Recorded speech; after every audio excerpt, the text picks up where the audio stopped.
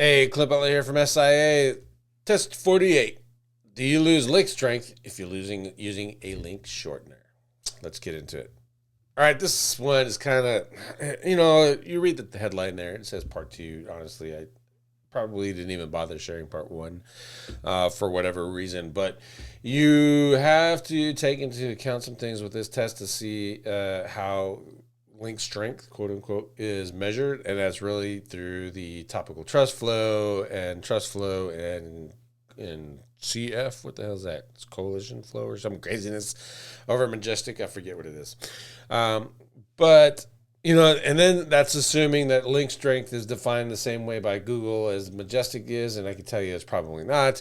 But the Majestic topical trust flow is probably one of my favorite metrics behind URL rank over at Ahrefs. So, we'll just take that and consider that it is what it is. But the idea here behind this test is that if you have a link, let's say a link on medium.com from an article, and you want to link to your website and use a shortener, a bit.ly, or Google GL is used to be there, and there's a few other link shortening services, or you can even make your own.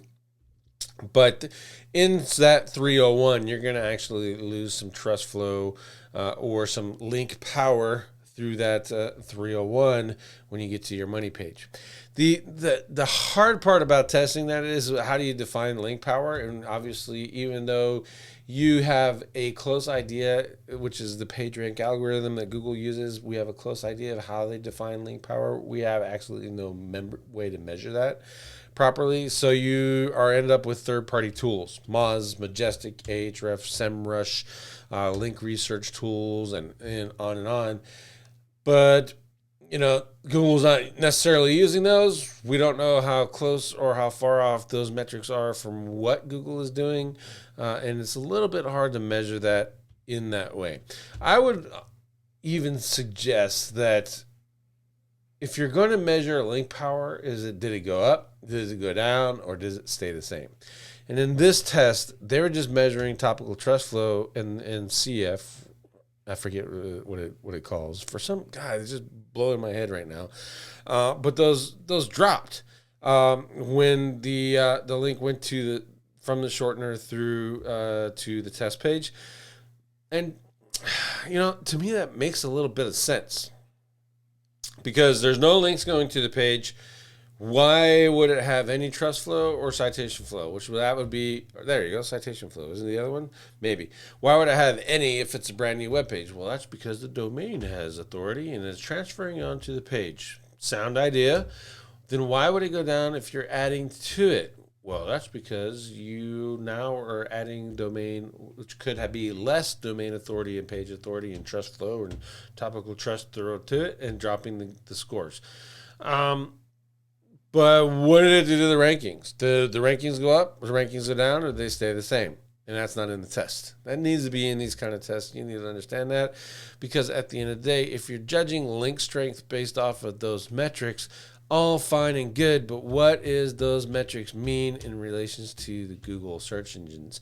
And to do that, to know that, you have to have the exact method and what they are grading trust flow on or URL ranking. You got to have that algorithm or that math to know how to manipulate that so that you can test topical or a trust flow of 5 versus a trust flow of 10 versus a trust flow of 15 versus a trust flow of 20 in order to know what the value each one of those pages are to a clean page to see where the ranking goes up and at which point does it kind of match Google so that you can use those rankings for something interesting or those metrics for something interesting.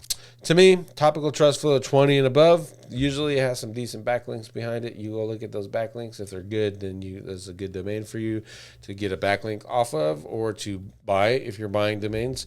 And topical trust flow, also pretty decent, but I have built enough backlinks in my time that are completely zero niche related and rank plenty of websites with zero niche relation of those even to this day. So, it's kind of a good thing. If I'm paying a lot of money, then I want it to be topical trust flow. I want the trust flow to be high enough, and I want it to be those metrics for the page, not the domain.